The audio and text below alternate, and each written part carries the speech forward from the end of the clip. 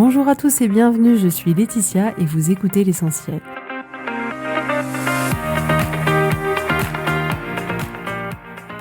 L'essentiel est le podcast de coaching où je partage avec vous les outils et les techniques pour vous permettre d'avancer et d'avoir la vie que vous voulez. Je souhaite vraiment que ce podcast vous inspire et surtout vous encourage à passer à l'action.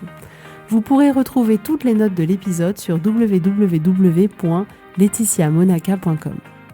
Pour ne rien louper, abonnez-vous au podcast sur la plateforme d'écoute que vous utilisez pour être tenu informé des nouveaux épisodes. Et pour finir, si vous avez aimé ce podcast ou tout simplement que vous pensez qu'il peut aider d'autres personnes, parlez-en autour de vous, ce serait super chouette. Et laissez-moi 5 étoiles et un petit mot sympa, ça m'aidera énormément à le faire découvrir et ça fait toujours plaisir. Voilà, je vous souhaite à tous une bonne écoute.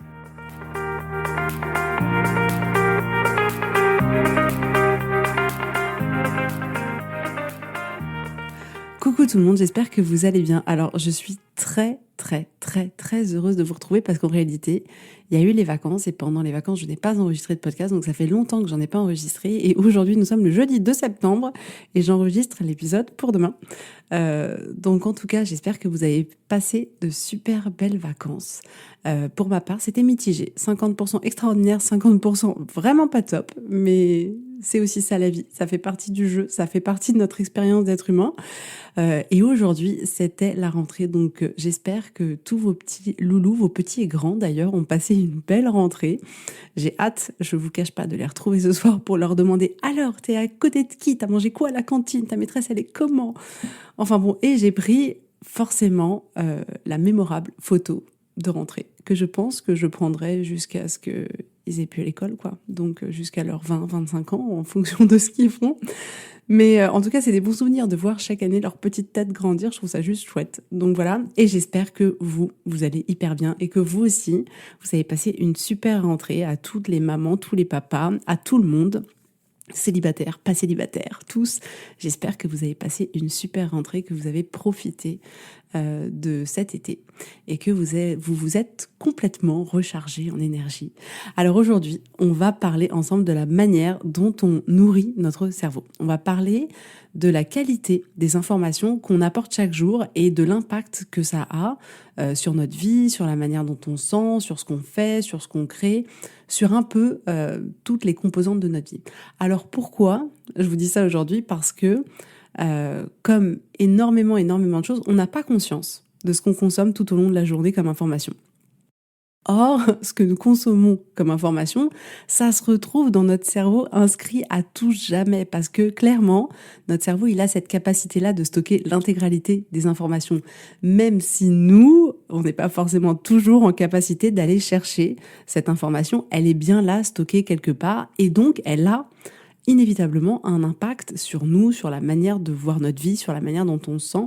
Donc elle a un impact, même si nous on n'arrive pas à la récupérer, elle est bien là.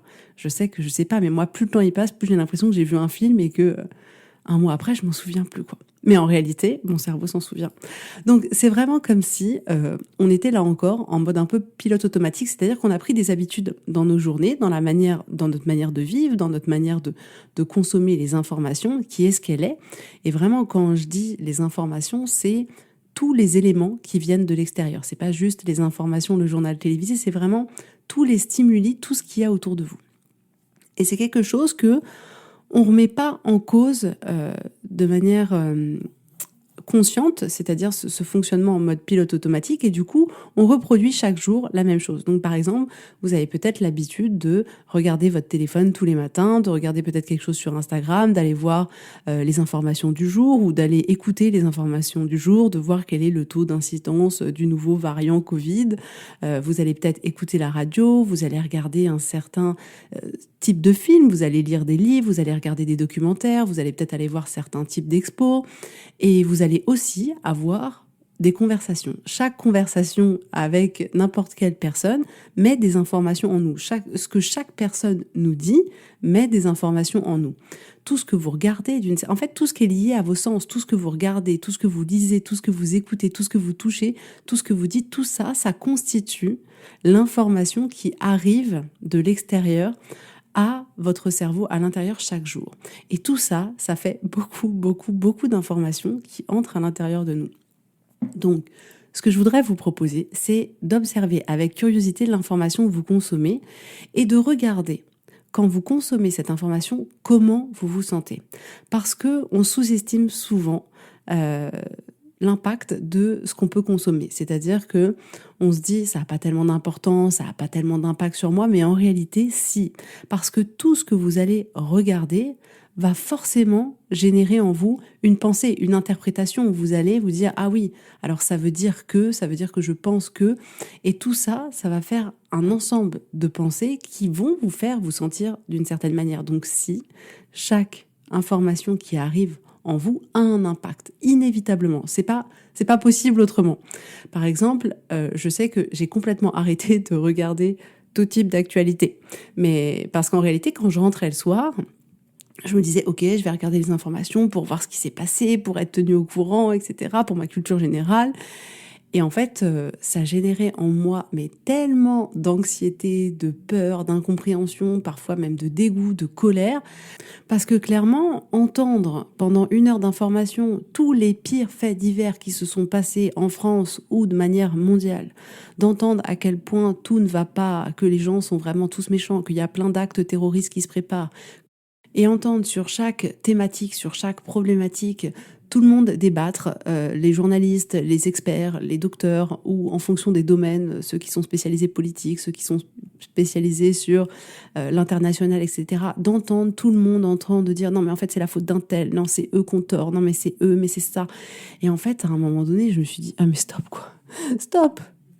Et c'est marrant parce que ma première réaction, étant donné que c'était quelque chose d'habituel chez moi, ça a été de me dire mais je peux pas faire ça, t'es complètement folle Laetitia, tu peux pas arrêter comme ça de regarder les informations, je vais être complètement déconnectée du monde, déconnectée de la réalité, je suis obligée de regarder les informations. Mais comme vous le savez, on est obligé de rien, mais c'est vraiment amusant de voir que mon cerveau m'a apporté cette pensée-là pour que je continue à faire quelque chose que je faisais depuis toujours, même si ça ne me servait pas. Juste dans l'optique de rester dans quelque chose qui était connu pour lui. Et c'était plus sécurisant pour mon cerveau de dire, OK, continue à regarder ces informations qui te génèrent toutes ces émotions-là, plutôt que de faire autre chose qui me générerait pas du coup ces émotions négatives, mais parce que c'est quelque chose de nouveau, c'est quelque chose de différent. Et du coup, là, on a changé trop de paramètres pour lui, il aime pas ça. Donc il dit non, continue à regarder les informations, regarde, je vais t'apporter toutes les preuves qui disent qu'il faut que tu regardes, sinon tu vas être complètement bête, tu pourras pas suivre les conversations avec les gens, tu seras au courant de rien, tu vas vivre dans une bulle. Enfin bon, il va vous sortir toutes les preuves pour que vous restiez dans ce qu'il connaît depuis toujours. Mais en prenant conscience de ce que j'entendais, en prenant conscience de ce que ça faisait sur moi et en prenant conscience du peu d'intérêt que finalement ça pouvait avoir dans ma vie, je me suis dit que plus jamais je regarderais les journaux télévisés, en tout cas de manière quotidienne. Alors, ce qui se passe aujourd'hui, c'est que bien sûr que ça m'arrive de regarder le journal télévisé, notamment là avec cette situation qu'on connaît depuis maintenant plus d'1 an de Covid. Oui, je regarde les annonces présidentielles, je regarde, mais de manière générale, je regarde plus du tout les informations de manière quotidienne. C'est vraiment exceptionnel. S'il se passe quelque chose, si j'ai besoin d'aller chercher une info, alors là, oui, j'y vais. Mais pas de manière quotidienne à me mettre devant 1 heure d'information ou un quart d'heure d'information de manière automatique, non, ça je le fais plus. Et les bénéfices, ils ont été énormes pour moi, c'est-à-dire que j'ai gagné en sérénité, j'ai gagné vraiment en plus en temps, parce que forcément quand on va regarder les informations, ça fait consommer du temps. Et ça a aussi vraiment changé la manière dont je me sentais au fond de moi et la manière dont je pouvais voir le monde. Donc personnellement, pour moi, pour toutes ces informations du type information du quotidien, actualité, journaux télévisés, ça a été tout bénef pour moi de les arrêter. Clairement, il y a un avant et il y a un après. Et ce qui se passe aussi, c'est qu'en réalité, étant donné qu'on est des êtres sociaux, les informations, elles finissent toujours par arriver à vous. Toujours dans les grandes lignes. Je pense que je suis au courant de la même actualité que n'importe qui, alors même que je regarde pas les journaux télévisés parce que simplement, on discute avec les gens et que l'information, elle arrive. Au fait, t'es au courant? Non, j'étais pas au courant, mais maintenant je le suis. Mais pour moi, c'était d'une telle anxiété que c'était important que je prenne cette décision consciemment de me dire non, je ne veux pas choisir de regarder les informations télévisées tous les jours, c'est pas mon truc. Parce que je vais pas vous mentir, pour moi, c'était d'un tel stress, d'une telle anxiété à un point que parfois je me disais, mais en réalité, je peux même pas sortir de chez moi. Si j'écoute ce qui est dit à la télé, mon cerveau, il me disait, Laetitia, t'as 99% de chances de ne jamais revenir chez toi. Donc ouais, non, c'était trop flippant pour moi. Et le fait de ne plus regarder la télé, ça m'a permis de pas avoir à faire tout ce travail sur les pensées qui avaient été déclenchées par les informations que j'allais regarder. C'est-à-dire qu'en regardant des informations, forcément, mon cerveau, il m'apportait tout un tas de pensées de l'ordre de mais dans quel monde on vit, c'est quoi l'avenir pour mes enfants, pourquoi il y a des gens qui font ça, c'est injuste, c'est pas normal, je comprends pas qu'il y ait des personnes qui soient si inhumaines, etc., etc., etc., etc. Et en fait, du coup, l'information me déclenchait tout ce récit que je me racontais à l'intérieur de mon esprit. Et ce récit-là, après, il faut le gérer. Et c'est ce récit-là qui génère la manière dont je me sens. Donc le fait de ne plus avoir ce déclencheur qui était les journaux télévisés, je n'ai plus tout ce travail-là à faire derrière de retrouver ma paix intérieure. Et on ne se rend pas compte que tout ce qui entre à l'intérieur de notre cerveau, clairement, ça va déterminer la manière dont on sent. C'est inévitable. Et ce qu'il y a de génial, c'est que vous avez la capacité de choisir ce que vous allez donner à manger à votre cerveau. Vous pouvez choisir de regarder le journal ou pas, de regarder une version courte ou de regarder une version plus joyeuse. Vous avez la possibilité de regarder un résumé des informations. Mais tout ce que je vous dis là, ça ne concerne pas exclusivement les informations, mais vraiment tout type d'informations qui arrivent dans votre cerveau. Si par exemple vous regardez des films violents ou tout autre type de film d'ailleurs, ça va générer en vous tout un tas d'émotions, c'est inévitable. Les films sont faits pour ça, les films sont faits pour nous faire rire, pour nous faire pleurer, pour nous faire relativiser. Et je trouve ça d'ailleurs génial, je trouve ça merveilleux ce principe d'avoir un film qui est à 100% faux, c'est-à-dire que on sait que ce qui se passe derrière la caméra c'est faux, c'est de la comédie, c'est des effets spéciaux, c'est tout ça, on sait que c'est pas vrai. Et pourtant, ça génère en nous tout un tas d'émotions. Notre cerveau, il fait pas la différence entre la fiction et la réalité. Et personnellement, étant quelqu'un de sensible à toute forme de violence, à toute forme d'injustice, c'est vraiment pas mon truc du tout. De regarder des séries policières où tous les 4 matins, il y a quelqu'un de tué, de violé, de kidnappé, c'est pas du tout mon truc. Je trouve pas d'intérêt, je trouve pas de plaisir. Moi, c'est pas mon truc. Et il suffit que je regarde un seul film comme ça pour ne pas pouvoir dormir de la nuit, pour avoir des images qui me reviennent en permanence. Enfin, c'est juste horrible, quoi. Horrible. Donc voilà, vraiment, rendez-vous compte que tous les films que vous allez regarder, toutes les émissions, tout ce que vous allez voir, tout ça, ça va générer en vous quelque chose. Donc choisissez vraiment si vous voulez regarder ces choses-là et si elles vous font du bien. Si on regarde d'autres données que vous pouvez donner à votre cerveau tout au long de la journée, il y a tout ce qu'il peut y avoir sur votre téléphone. Qu'est-ce que vous regardez? Pendant combien de temps? Qu'est-ce que ça vous apporte? Qu'est-ce que ça vous fait? De quelle manière vous vous sentez? Est-ce que vous vous sentez mieux avant? Est-ce que vous vous sentez mieux après? Et vraiment, l'indicateur de regarder la manière dont vous vous sentez, c'est le meilleur indicateur. Si vous regardez Instagram, vous allez de manière automatique me dire « Je regarde Instagram, il y a des belles photos, c'est joli, j'ai vu des petites créatrices ou voilà, il y a une fille que je suis qui est trop belle, qui a une famille trop mignonne et je vois pas où est le problème. » En soi, il n'y a pas de problème. Déjà, je tiens à dire que il n'y a pas de problème si pour vous, il n'y a pas de problème. Il y a un problème que si pour vous, il y a un problème. Il n'y a pas un être supérieur qui dirait dans telle situation, c'est un problème, dans telle situation, ça ne l'est pas. Il n'y a que vous, par rapport à la manière dont vous vous sentez, à ce que vous voulez dans votre vie, si ça pose un problème ou pas. Peut-être qu'il y a un problème, peut-être pas, mais observez quand vous regardez ces images-là, comment vous vous sentez. Est-ce que ça vous fait vous sentir bien ? Est-ce que vous générez de la joie, de l'amour, de la bienveillance, ou est-ce qu'au contraire vous vous dites que leur vie est parfaite, qu'ils sont heureux et pas vous, que leurs enfants sont mignons alors que les vôtres sont difficiles à la maison, que leur mari a l'air adorable alors que vous en ce moment c'est vraiment pas la joie? Est-ce que ça génère en vous de l'envie, de la jalousie, de la frustration? Ou au contraire, est-ce que c'est quelque chose qui vous motive, qui vous dynamise ou pas? Donc, regardez la manière dont vous vous sentez. Clairement, si vous regardez certains comptes Instagram et que une fois que vous avez regardé ces images-là, vous vous sentez pas bien, vous ne devriez plus suivre ces personnes-là, c'est tout. Et je vous encourage vraiment à suivre les personnes quand vous regardez leur flux Instagram ou leur flux Facebook ou leur flux de ce que vous voulez, en fonction des applications que vous utilisez, que ça vous fait vous sentir bien. Si ça vous fait ne pas vous sentir bien, vous ne devriez plus suivre ces personnes-là. Et ça ne veut rien dire sur les personnes que vous allez arrêter de suivre. Ça ne veut rien dire sur ces personnes-là. Du tout. Ça ne veut pas dire que c'est des mauvaises personnes, que c'est mal, qu'il ne faut pas les regarder, que c'est faux, etc. Non, c'est juste pour vous. C'est juste pour vous, pour prendre soin de vous, pour prendre soin de vos émotions, pour vous sentir bien, de choisir de ne pas utiliser les photos des autres, de ne pas utiliser le bonheur a priori perceptible sur les photos des autres contre vous. C'est de ne pas utiliser la vie des autres contre vous. Donc si vous ne vous sentez pas bien quand vous regardez un compte Instagram, vous faites désabonner.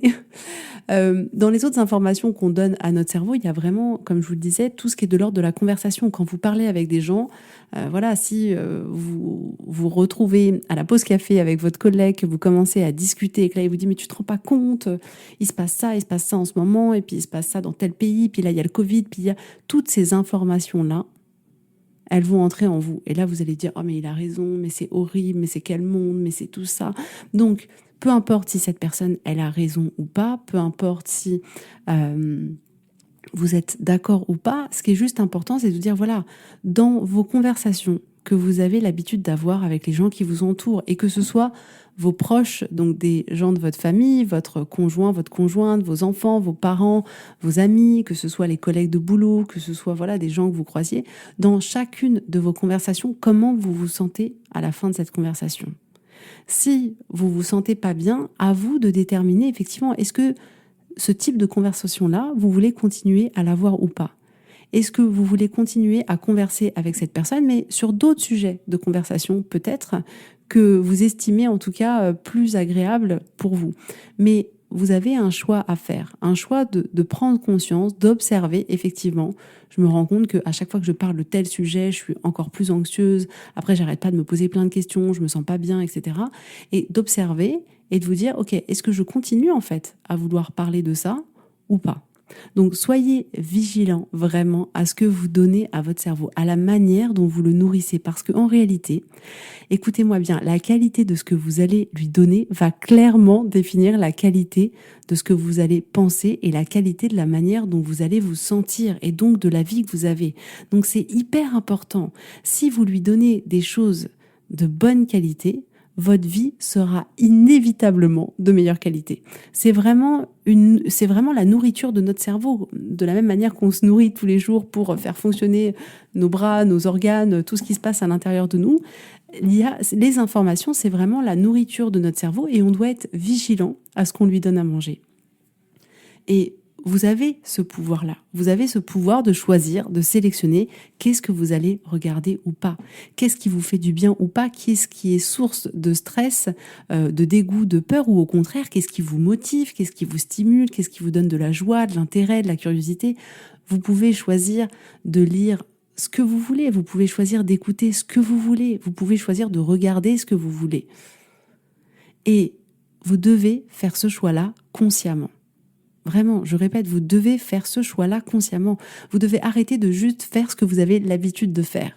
Et à un moment donné, vous posez et vous dire, ok, qu'est-ce que vraiment j'aime ? Qu'est-ce que vraiment je veux continuer à faire ? Qu'est-ce que vraiment j'ai plaisir à consommer, à écouter, à regarder, à toucher ? Et observez, après avoir consommé quel type d'informations vous vous sentez serein, vous vous sentez motivé, vous vous sentez enthousiaste, vous vous sentez épanoui, vous vous sentez connecté. Et c'est pas forcément des informations, effectivement, la télé, le téléphone, mais c'est vraiment tout échange avec des êtres humains donne un certain type d'informations.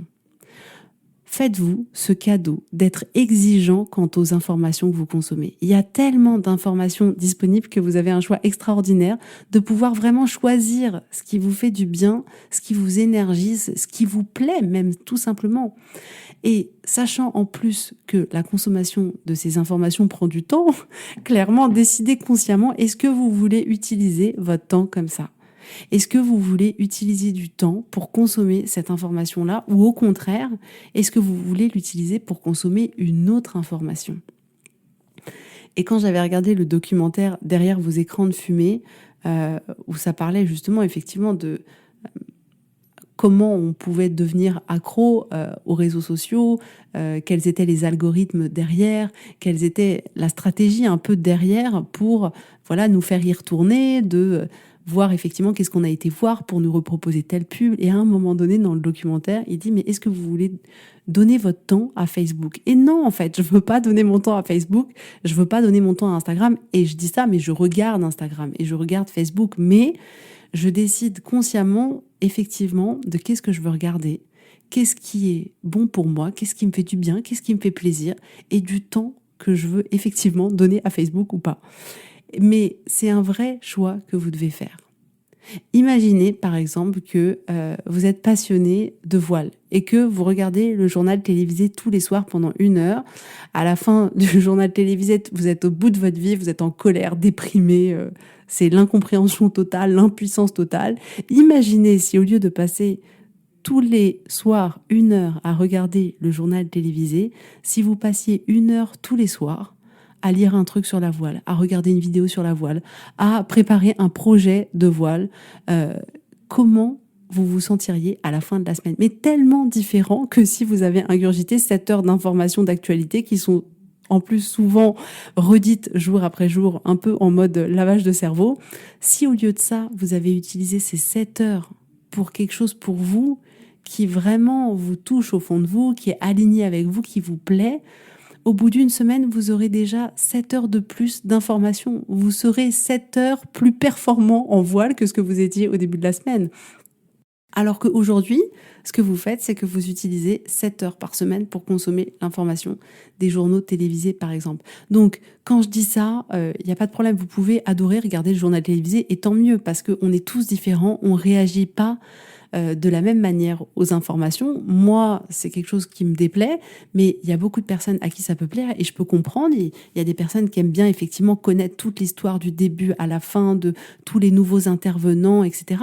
Et c'est très bien. Donc là, je prends cet exemple, mais c'est pas grave et il n'y a pas de mal du tout si vous choisissez de regarder, de continuer à regarder le journal télévisé 1 heure tous les soirs. Mais c'est juste pour vous montrer à quel point vous pouvez utiliser cette heure de journal télévisé du soir comme vous le voulez. Vous pouvez l'utiliser cette heure-là pour regarder le journal, vous pouvez utiliser cette heure pour regarder des informations sur un sujet qui vous plaît, vous pouvez utiliser cette heure pour juste vous poser et ne rien faire, vous pouvez utiliser cette heure-là pour partager du temps avec quelqu'un de votre famille et ça vous fait plaisir, mais choisissez comment vous voulez passer cette heure-là et quel type d'information vous voulez avoir. Mais bon, j'insiste, vous pouvez regarder le journal télévisé si vous voulez continuer à le regarder. Il n'y a pas de problème avec ça. Et je sais qu'il n'y a pas longtemps, c'est mon mari qui m'a fait découvrir ça, une version courte d'un petit jeune que je trouve vraiment extraordinaire parce que c'est hyper clair et tout. Je crois que ça s'appelle Hugo Décrypte et il fait une version très courte de 5 minutes. Et c'est vrai que parfois, quand je dois regarder des informations, je veux pas allumer BFM. Si j'allume BFM, je sais que je vais en avoir pour 4 heures, qu'ils vont répéter 40 fois la même chose, qu'il va y avoir 40 000 intervenants. Et je regarde ce petit truc de Hugo Décrypte qui prend 5 minutes et c'est vraiment concis, c'est hyper clair, hyper précis. Et je me dis, ok, c'est bon, j'ai toutes les informations, j'ai pas tous les trucs horribles qui vont avec de détails, de machin et tout. Donc ça va très bien. Donc vous pourriez continuer à regarder le journal télévisé si ça vous convient, faites-le. Mais vraiment, c'est hyper important de se rendre compte que la qualité de l'information que vous consommez va déterminer la qualité de votre vie. Et ajoutez à ça que c'est votre temps. Donc demandez-vous, est-ce que vous voulez utiliser votre temps de cette manière-là ? Est-ce que vous voulez utiliser votre temps à regarder un journal télévisé ? Est-ce que vous voulez utiliser votre temps pour être tant d'heures sur Instagram ? Est-ce que vous voulez utiliser votre temps à avoir des débats sur des sujets avec telle ou telle personne ? Est-ce que vous voulez utiliser votre temps à lire, à écouter des podcasts ? Comment vous voulez utiliser votre temps et quel type d'information vous voulez consommer et quel type d'information vous fait du bien. Donc je terminerai là-dessus, faites-vous ce cadeau-là, faites-vous ce cadeau de choisir consciemment les informations que vous voulez consommer. Refaites le choix de consommer ce que vous consommez actuellement ou faites un autre choix. C'est uniquement votre choix à vous. Personne n'entre dans ce choix-là, peu importe ce que les autres font ou pas, peu importe si les autres consomment tel type d'information ou si vous n'avez pas vu la dernière série ou regardé le dernier journal télévisé ou lu le dernier bouquin ou eu la dernière conversation. Peu importe ce que les autres ont fait, vous choisissez juste pour vous, uniquement. Qu'est-ce que vous voulez consommer ? Qu'est-ce que vous voulez consommer et qui vous fait du bien et qui vous nourrit et qui vous anime ? Mais vraiment, faites-vous ce cadeau-là. Et vraiment, je vais terminer sur ces mots-là parce que pour moi, c'est hyper fort et ça résume clairement cet épisode. La qualité de l'information que vous allez donner à votre cerveau déterminera la qualité de votre vie. Alors, soyez exigeants quant à la qualité des informations que vous donnez à votre cerveau. Voilà pour aujourd'hui. Alors juste pour vous dire, je vais lancer des créneaux de coaching découverte qui seront gratuits, auxquels vous pourrez vous inscrire. Ce sera un petit coaching de 20 minutes, une demi-heure, pas plus, pour vous permettre de découvrir un peu en personne, par rapport à vous, par rapport à vos problématiques, ce que ça peut faire d'être coaché. J'ai pas encore défini la plage horaire que je vais définir pour ça. Si vous êtes intéressé, n'hésitez pas à vous inscrire à la newsletter. Je vous tiendrai informé du coup du créneau et je vous enverrai le lien sur lequel vous pourrez réserver cette séance de coaching gratuite. Donc n'hésitez pas. Voilà. En tout cas, je vous souhaite à tous une très belle journée, une très belle rentrée et merci encore d'être là. Ça m'a fait super plaisir de vous retrouver. Voilà. Bisous, bisous. Bye bye.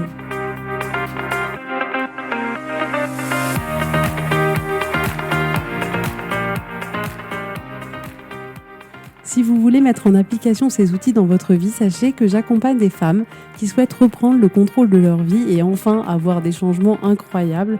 Donc si vous aussi, vous voulez que votre vie change, contactez-moi sur www.laetitiamonaca.com/contact. Je serai ravie de travailler avec vous et de vous accompagner. Vous allez voir, ça va vraiment tout changer.